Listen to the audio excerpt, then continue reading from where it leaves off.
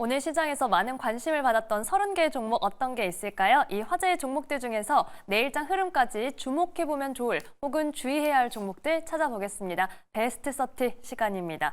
오늘 관망세가 짙었던 시장에서 거래 대금이 크게 움직이지는 않았지만 그 안에서도 분명히 섹터별로 종목별로 희비는 엇갈렸고 또 투자자들이 향하는 곳도 분명 존재했죠. 이 두 분과 함께 점검해 보겠습니다. 헤르메스 스탁 하창원 본부장, 기업공시연구소 변영인 대표와 함께합니다. 두 분 안녕하세요. 네, 반갑습니다. 네. 두 분 뒤로 지금 눈이 내리고 있는데 참 아름답습니다. 저희가 오늘 베스트 30는 만나보기에 앞서서 시장 이슈 먼저 간략하게 점검해 보겠습니다. 자, 먼저 오늘 장 마감 후에 공시가 나온 알테오젠인데요. 공시가 아니죠. 지금 공시 번복으로 불성실 공시법인에 지정 예고됐다라는 내용이 나와 있습니다. 이 회사 합병 결정 철회 이와 관련된 내용이라고 하는데 하필 오늘 시장에서 흐름은 7거래일 만에 반등을 하면서 가까스로 30만 원 선 목전까지 갔는데 이에 대해서 보유자분들이 좀 대비를 어떻게 하셔야 할지 먼저 이건 하창원 본부장님께 여쭤볼게요. 어떻게 해야 할까요? 네, 일단 지정 여부 자체가 결정되는 날이 1월 20일이기 때문에 조금의 시간이 여유가 있다라고 보시면 될 것 같습니다. 네. 그래서 일단 예고가 되어 있는 상황이기 때문에 해당 부분에서의 사실 수급적인 부분이나 좀 타격이 나올 수도 있는 시간 내에서 다 확인을 했음에도 불구하고 큰 문제가 없는 상황입니다. 다행스러운 건 이제 1월 달에 JP모건 헬스케어 컨퍼런스도 있지만 이제 알테오젠 자체적인 이런 수급적인 변화들 그리고 모멘텀들을 좀 확인할 수 있는 또 구간이기 때문에 저는 이 부분이 물론 주가에 부정적인 영향을 줄 수 있고 충분히 차익에 대한 빌미를 끌어낼 수 있지만 이게 된다고 해서 지금 당장 상패로 간다거나 거래 정지로 가는 거는 아니거든요. 네. 그렇기 때문에 본업의 모멘텀을 조금 더 집중해서 보시면 좋을 것 같고 오늘 주가가 올라간 게 이제 오늘 그 프로그램 비책 순매도가 굉장히 좀 크게 나왔거든요. 이게 이제 리밸런싱이 좀 나온 부분이기 때문에 아마 26일이 지나고 나왔을 때부터는 대주주라든지 그런 이제 물량들이 털리고 난 다음에 다시 순매수가 들어올 거기 때문에 제가 봤을 땐 주가가 상승할 확률이 훨씬 더 높지 않을까라고 보고 있습니다. 그래서 지금 시점에서 이 법인 그 불성실 공시 법인 관련된 부분에서 너무 이렇게 의사결정을 빠르게 해버리시면은 1월달, 2월달엔 좀 소외될 수 있으니까 좀 차분하게 의사결정을 해주시면은 좋을 것 같습니다. 네, 알테오젠과 관련해서는 우선 이 결정까지는 한 달 가까이 시간이 남아있는 상황이고 펀더멘털이 훼손된 게 아니기 때문에 주가는 오를 수도 있다 이렇게 말씀해 주셨습니다. 좀 더 신중하게 대응해 봐야겠네요. 자, 이번에는 고려아연 관련된 내용 살펴보겠습니다. 고려아연과 MBK 영풍의 이 경영권 분쟁 이슈가 다음 달 임시주총을 앞두고 또 한 번 불거지고 있는데요. 이번에 떠오른 키워드는 집중투표제입니다. 한쪽에서는 소수 주주 보호를 위한 거다. 한쪽에서는 위법이다. 이렇게 공방이 치열한데 이에 대한 내용 좀 변 대표님이 짚어주시겠어요? 오늘 나왔던 이 주주총회 소집 공고에 관련된 안건 사항들이 좀 나왔는데 네. 일단 내용을 보면요. 제1호 의안이 정관 일부 변경의 건입니다. 그래서 1-1호 의안으로 집중투표제 도입을 위한 정관 변경의 건을 주주제한 유미개발이 안건을 좀 제안해서 좀 상정을 좀 한 것인데 일단 이 부분이 왜 중요하냐면 정관을 먼저 바꿔서 집중투표제의 어떤 도입에 대한 여부, 가부가 좀 결정되고 만약에 가결이 된다, 즉 승인이 된다면 일단 집중투표제로서 그 다음 안건인 이사심의 이사나 감사 선임에 관련된 그런 내용들이 투표 방식이 좀 바뀌게 되는 겁니다. 기존의 의결권은 개별적으로 어떤 이 이사 후보자가 총 이제 3명이 있다라고 보면 이 3명에 대해서 각각 찬성과 반대를 한 주당 한 표의 의결권을 좀 행사할 수가 있었는데 이 부분은 한 명당 한 표가 아니라 전체 이사의 수 3명을 3주의 어떤 의결권으로 보는 것이죠. 그래서 한 명한테 3주를 줄 수가 있어요.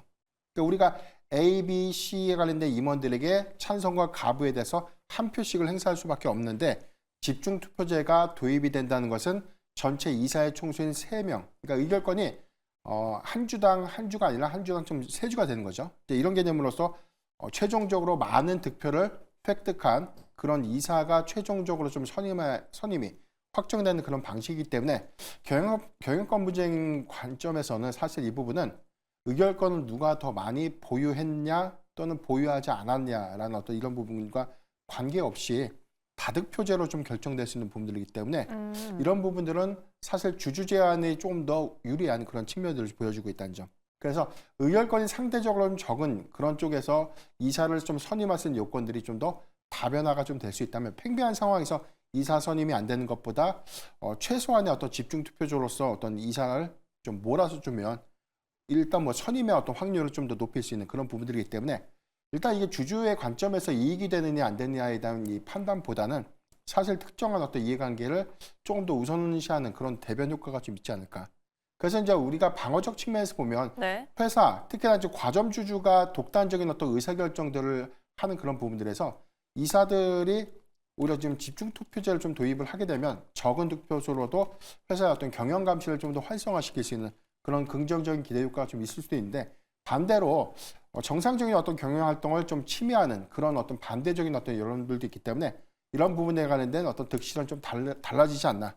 그래서 이번에 나오는 고려아이언의 뭐 집중 투표제에 관련된 어떤 제안은 사실 이사 선임을 좀 목표로 하고 있는 일부 주주 제안을 위한 목적이 좀 되지 않을까라고 좀 판단되고 있습니다. 네, 이렇게 지금 고려아연 경영권 분쟁과 관련해서 불거지고 있는 키워드 집중 투표제에 대해서 자세히 살펴봤습니다. 자, 이번에는 저희 베스트 30를 만나볼 시간입니다. 베스트 30는 외인과 기관 매수 상위, 여기에 검색 상위와 상승률과 하락률 5가지 기준을 토대로 먼저 30개의 종목을 추려냈는데요. 이 베스트 30 지금 바로 만나보시죠.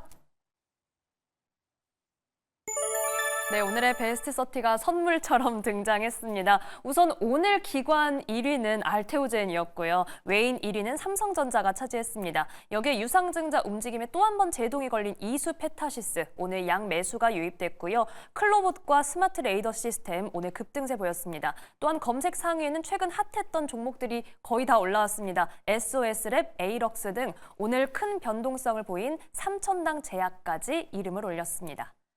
자, 이 안에서 두 분은 어디에 주목을 해주셨을지 먼저 하창원 본부장님 이야기 들어볼게요. 오늘 첫 번째 종목 어떤 거 볼까요? 네, SOS를 보겠습니다. 네. 일단 자율주행 쪽인데 이 회사가 또 로봇과도 좀 연동성이 있거든요. 그러다 보니까 두 가지 이슈가 상당히 좀 주가에 강력한 트리거가 될 수 있지 않을까라고 보여지는데 일단 먼저 현대차 그룹의 로보틱스 랩의 출시 예정인 이제 다목적 로봇이 있는데 거기에 따른 이제 라이다를 탑재를 해야 됩니다. 근데 그거에 대한 독점 공급을 하는 회사인데 사실 오늘 같은 경우는 로봇주들이 좀 움직였죠. 뭐 대표적으로 옵티머스에 대한 기대감도 있지만 또 이제 이 현대차와 관련된 로봇이 산타 옷 입고 이제 백덤블링 하는 것들 그런 영상도 좀 돌았고요.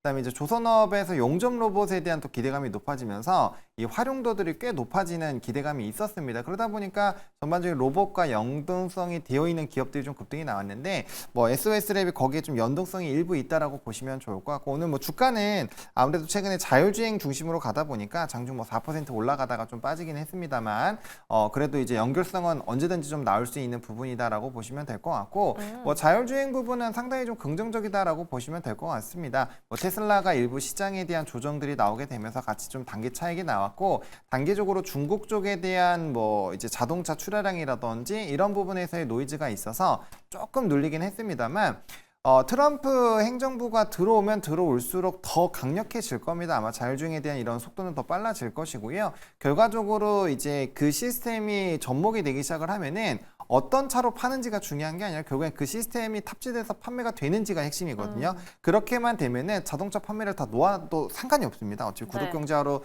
되고 그다음에 충전 시스템도 또 전기차 같은 경우는 테슬라 버전으로 좀 많이 또 진행이 되고 있거든요. 그러니까 결국에는 유지보수와 소프트웨어 쪽을 가져가게 되면 뭐 돈은 거의 다 쓸어간다라고 보시면 될 것 같아요. 그래서 그런 관점으로 보면은 자율주행은 계속적으로 이벤트가 생길 거고 뭐 전체 인력 중에 뭐 한 거의 70% 정도가 R&D 비중에 또 치중이 되어 있다라는 점 그리고 25년 이후부터 이제 실적적인 부분에서의 모멘텀들도 커지고 있고요. 화면 나오는 것처럼 라이다 시장 같은 경우도 굉장히 크게 늘어날 것으로 기대가 되고 있고 뭐 최근에 핫한 뭐 드론이라든지 로봇 이런 쪽으로 다 활용도가 가능하기 때문에 아무래도 기대감들은 확실히 좀 높아질 것이고요. 25년 이후에는 영업이익률이 거의 20% 정도까지 올라갈 것으로 기대가 되고 있다는 점도 참고해 보시면 좋을 것 같습니다. 네, 오늘 하창원 본부장님의 첫 번째 종목은 SOS랩이었습니다. 12월 들어서 가장 뜨거운 종목 중 하나가 아닐까 싶은데요. 오늘은 뭐 잠시 쉬어갔지만 여전히 긍정적인 요소가 많이 남아있는 종목입니다. 자, 이번에는 변영인 대표님의 첫 번째 종목 만나볼게요. 어떤 종목일까요? 예, 저는 클로봇을 준비를 했습니다. 오늘 장중 21.8%까지 종가 마감을 좀 했던 종목인데 사실 이 최근에 좀 상장했을 때 당시에 공모가가 13,000원. 그런데 상장 첫날 종가가 12,070원에 좀 마감을 했고요. 일단 상장 최초의 어떤 종목 중에서 네. 단기 낙폭이 좀 가장 큰 이례적인 어떤 종목으로 좀 평가를 받고 난 이후에 12월 달까지 계속해서 이 낙폭을 좀 키우면서 저점 구간인 12월 9일 5,660원대까지 주가가 좀 급락하는 그런 모습을 좀 보인 바 있었습니다. 오늘 어떤 수급 반등 기대 요인들이 좀 일부가 있었는데 일단 전반적인 CES 2025에 관련된 일정 기대감들이 일부가 좀 반영이 됐었고 그다음에 뉴로메카를 좀 중심으로 해서 개별적인 어떤 로봇 관련된 모멘텀들이 좀 부각이 됐는데 최근에 어떤 제한된 수급이 오히려 CES 2025를 앞둔 그런 상황에서 로봇 섹터의 어떤 단기적 수급으로 좀 이어지지 않았나라고 볼 수 있겠고 클로버스 경우에는 상장 초기 이후에 단기간 낙폭이 좀 심화됐던 구간에서에 대한 반등을 좀 이끌었기 때문에 해당되는 수급의 연속성들이 조금 더 이어진다면 이전 고가였던 공모가 부분까지에 대한 상회 여부 이 부분이 좀 중요한 체크 포인트가 좀 되지 않을까라고 보고 있습니다. 이 회사는 이 범용 자율주행 솔루션과 이 관제 솔루션을 좀 보유하고 있는 그런 회사인데 전체적인 어떤 내용들은 현재 자율주행 관련된 어떤 부분 이 부분은 뭐 차량용에 어떤 탑재되는 어떤 부분보다 물류센터에서 좀 활용도가 좀 높은 이송 로봇의 자율주행 기능을 좀 겸비된 특화된 어떤 로봇이다라고 좀 보시면 되겠고 해당되는 어떤 부분들이 최근에 현대차 향의 이송 로봇 매출이 좀 일부가 있었습니다. 전체적인 어떤 공급액이 12억밖에 좀 되지 않기 때문에 초기에 어떤 매출 확장성들은 현재 좀 미미한 상태이긴 하지만 지금 전반적인 어떤 이 이송 로봇의 이 도입들이 확대되고 있는 그런 기조들 좀 감안해 보면 앞으로에 대한 실적 연계성들도 좀 더 높아지지 않을까라고 좀 판단되고 있습니다. 현대차가 인수했던 로봇 기업 보스턴 다이내믹스의 이 전략적 파트너십을 좀 체결한 바 있었는데 최근에 뭐 이슈가 됐던 로봇계죠. 스팟에 관련된 국내 공급 그리고 공식 유통망과 그다음에 솔루션에 관련된 어떤 공급망들을 함께 체결했다는 관점에서 향후에 여기에 관련된 어떤 가시성 있는 매출들이 좀 더 확대될 수 있는 요인들 이 부분은 클로버스의 점진적 실적으로 좀 이어질 수 있는 측면이 있지 않을까라고 볼 수 있기 때문에 일단 오늘의 어떤 급등은 좀 다소 좀 부담스럽다라기보다는 수급의 연속성들이 조금 더 이어진다면 이전 공모가인 13,000원대까지는 단기적으로 좀 더 상승할 수 있는지 여부 조금 더 수급을 주시해보자라고 좀 판단하고 있습니다.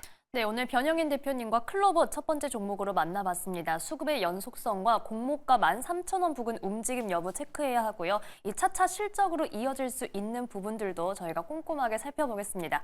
자, 첫 번째 종목 대응 전략 정리해 볼게요. 먼저 하분 부장님 SOS랩 한마디 부탁드립니다. 네, 뭐 자율주행에서 로봇까지라고 했는데 뭐 모멘텀 자체가 워낙 강력하다 보니까 뭐 추세 연속성 좀 가질 확률이 높다라고 보여지고요. 일단 고가를 뚫어주고 있고 신규 상장 중이니까 언제든지 보유해서 물량에 대한 뭐 체크는 해보셔야 될 것 같고요. 네. 일단은 뭐 이평선의 이런 정배열 기조가 유지가 되고 있기 때문에 단기 이평선 깨지 않으면 추세 따라서 계속 좀 지켜보자라고 말씀을 드리고 싶습니다. 네, 자율주행부터 로봇까지 워낙 강력한 모멘텀 이야기해 주셨습니다. 자, 변영인 대표님 클로봇 딱 찾아보니까 저희가 10월에 한참 IPO 찬바람 불 때다 이런 이야기가 많았는데 한마디 부탁드립니다.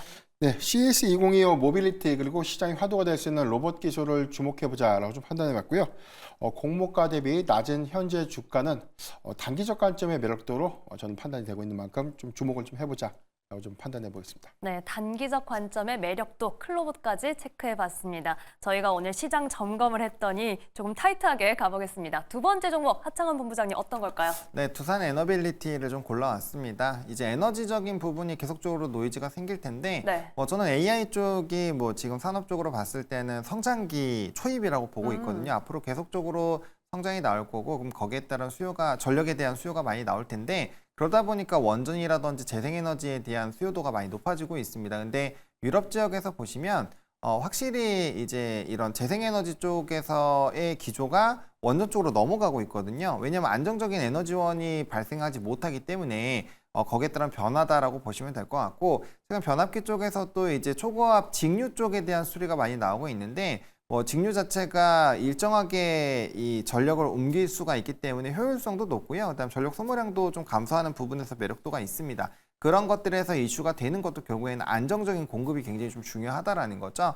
그런 관점에서 본다라고 한다면 원전은 차기 에너지 생성 쪽에서는 굉장히 좀 유망하지 않을까라고 보고 있고요. 체코 원전에 대한 스토리 뭐 약간의 뭐 자금 조달이라든지 그런 부분에서 문제가 생길 뻔했는데 잘 지나가는 부분, 그리고 루마니아에서 추가적인 수주, 그리고 기타 다른 지역에서도 원전에 대한 수요가 늘어나고 있기 때문에 뭐 SMR에 관련된 이런 뭐 수주라든지 모멘텀도 충분히 좀 가져갈 수 있을 것 같고요. 뭐 단기적인 정치적인 리스크로 인해서 주가가 많이 빠졌습니다. 그래서 밸류단에 대한 흐름으로 보더라도 뭐 충분히 좀 매력적이다라고 보고 있고요. 이렇게 주가가 떨어지기 전에도 증권사 최근 두산 에너빌리티 리포트 보시면 이 정도 수준의 PBR은 굉장히 싸다라는 평가를 받았거든요. 근데 거기에서 주가가 또 30~40%가 네. 더 빠졌기 때문에 이런 밸류 매력도도 충분히 더 올라갈 수 있는 지금 현 상황이지 않나 이렇게 정리드리겠습니다. 네, 오늘 하창원 본부장님의 두 번째 종목은 두산 에너빌리티입니다. 최근에 다시 수급에 숨통이 트이고 있는데 현재 위치 매력적이다라고 말씀해 주셨습니다. 자, 이번에는 변영인 대표님의 두 번째 종목입니다. 어떤 걸까요? 예, 저는 이슈토페타시스를 좀 준비를 해봤고요. 네. 일전에 저희가 한번 유상증자에 관련된 부분들, 증권신고서를 다시 수정 제출했던 과정들을 한번 설명드린 바 있었는데 다시금 어제였죠. 증권신고서에 대한 2차 정정 명령이 좀 더 부각되면서 오늘 주가가 좀 상승을 했는데 공교롭게도 이전에 제가 어떤 리스크 요인을 좀 지목했던 이게 유상증자의 철회 가능성들이 단기적인 어떤 기대감으로 좀 작용했던 그런 부분들을 경계해야 되는 부분이 아닌가라고 좀 다시 한번 좀 강조를 좀 드리겠고 네. 일단 지난번 이 대규모 유상증자 결정 금액 전체 한 5,500억 원 규모 발행 주식 총수의 31%대에 좀 해당이 되고요.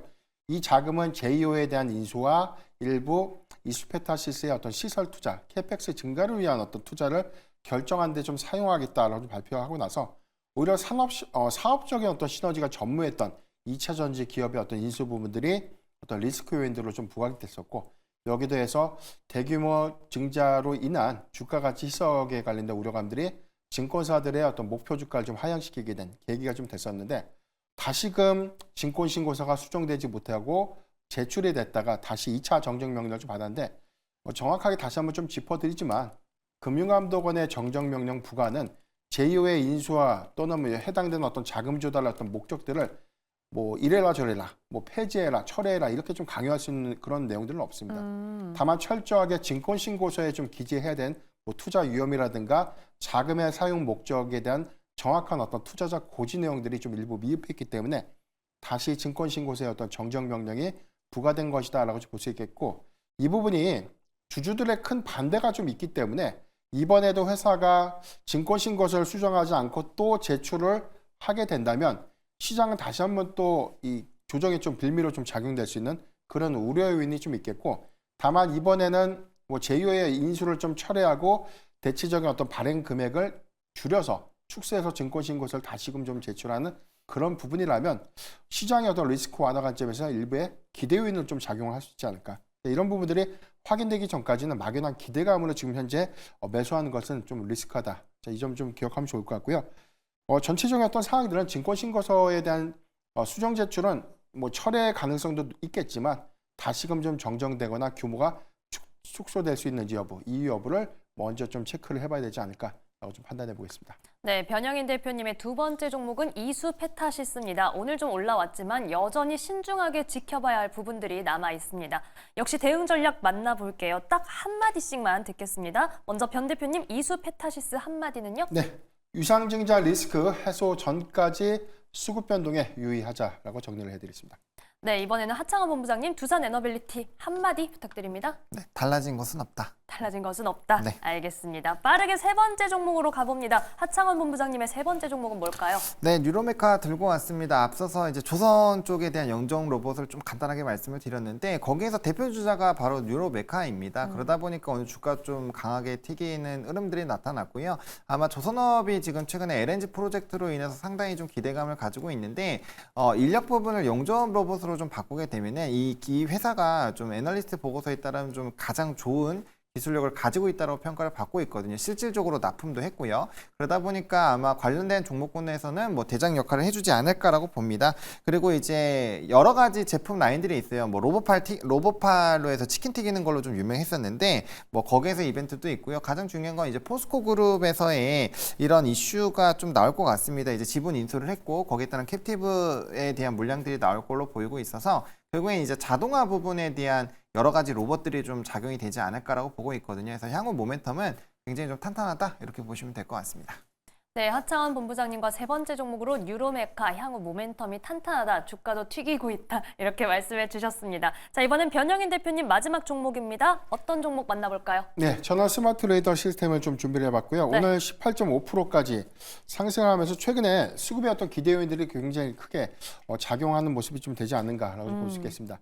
우리가 소위 말하는 최근에 종목 개별 종목의 어떤 트렌드를 보면 해당되는 모멘텀이 1차적인 부분 그리고 2차 모멘텀들이 다소 좀 다르게 좀 반영되는 모습들을 보여주고 있는데 네. 스마트 레이더 시스템의 경우에는 자율주행에 관련된 모멘텀, 두 번째는 드론 관련된 모멘텀들이 지금 같이 긍정적인 어떤 수급의 어떤 기대 요인을 좀 작용하는 그런 모습들이고 국내 최초로 이 자율주행용 4D 이미징 레이더의 개발을 통해서 상용화를 좀 성공을 했었고 작년 하반기였죠. 2023년도 제가 한 3분기 정도를 기억을 하고 있는데 아마존의 배송용 드론에 탑재되고 있는 소형 레이더를 좀 공급하기 시작했던 부분들 네. 이미 좀 개발되고 있는 부분들과 일부 좀 적용되고 있는 부분들 때문에 자율주행과 드론에 공급되고 있는 레이더 기술들이 해당되는 어떤 이 고도화 관점에 대한 어떤 기대 요인들이 계속해서 좀 부각되고 있지 않나라고 볼 수 있겠습니다. 자체 기술을 통해서 안테나의 수가 8분의 1 정도 좀 줄어드는 단점이 있고요. 장점이 있고 이에 따라서 안테나의 수가 작아지고 이게 무게가 좀 가벼워지다 보니까 전력의 어떤 소모량들이 좀 적습니다. 그래서 네. 이 자율주행 차량의 어떤 내재화 요건에 가장 좀 적합한 그런 부분들이고 특히나 드론에 탑재될 수 있는 그런 적용량들이 앞으로 이 전력의 어떤 유입량들만 좀 더 보완한다면 저는 가장 큰 기술 수혜가 좀 될 수 있는 종목 중에 하나가 되지 않을까라고 볼 수 있는 관점. 이 부분은 중장기 관점으로 우리가 계속해서 좀 주목을 해야 되는 포인트가 좀 될 것 같고 지난해 10월부터 미국향 스쿨버스에 관련 계약 체결을 했고 이번에 이제 4분기부터 해당된 매출들이 좀 일부가 좀 반영이 된다면 내년도에 영업이익의 기대 요인들이 소폭 좀 높아질 수 있는 부분들을 감안했을 때 스마트 레이더 시스템의 경우에는 조정시 매수 관점에서 관심 있게 좀 보자라고 좀 말씀드리겠습니다. 네, 변영인 대표님과 세 번째 종목 스마트 레이더 시스템 만나봤습니다. 조정시 매수 관점, 여기에 자율주행과도 드론과도 엮여 있습니다. 투자 포인트 살펴보겠습니다. 자, 역시 세 번째 종목도 한마디로 정리해 볼게요. 먼저 하창원 본부장님, 뉴로메카 한마디 부탁드립니다. 네, 뭐 기술력을 믿어보자라고 얘기를 좀 드리고 싶은데 뭐 아무래도 이제 용접 로봇 쪽에서의 독보적인 질을 가지고 있기 때문에 그 흐름들을 좀 잘 한번 누려보자라고 말씀을 드리겠습니다. 네, 독보적인 지위, 기술력 강조해 주셨습니다. 변영인 대표님, 스마트 레이더 시스템 한마디 부탁드립니다. 네, 소형 레이더 기술 그리고 자율주행과 드론 등의 적용 확대. 결론은 모멘텀 부자다. 이 점 기억하면 좋을 것 같습니다. 모멘텀 부자, 주가도 스마트하게 갈 수 있을지 지켜보겠습니다. 오늘 말씀해 주신 종목들 중에서는 이 CES와 관련된 기대감도 있으니까요. 이 일정도 함께 체크해 보겠습니다. 자, 오늘 베스트 30는 여기까지 듣겠습니다. 지금까지 헤르메스 스탁 하창원 본부장, 기업공시연구소 변영인 대표와 함께했습니다. 고맙습니다.